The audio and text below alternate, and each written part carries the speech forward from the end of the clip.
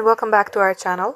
Today's video I'm going to show you how to fix Instagram boost post button not working. So first of all, get logged into your Instagram account. You will see a page like this. Let's go ahead and tap on any post. Now as you do that, you will see boost post. Tap onto it and it says the music is not used for ads. You can still boost the content without music. So likewise, this is the only problem you might be facing as well. You can boost any post that you would like. However, if some musics are, let's say, copyrighted, you will not be able to, boost the post with that music.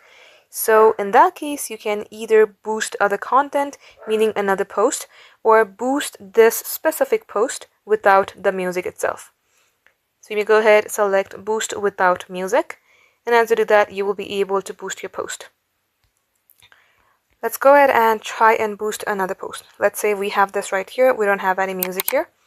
So if you tap on boost post, it will work because there is no copyright music. So this is how easy it is, guys. Thank you for watching.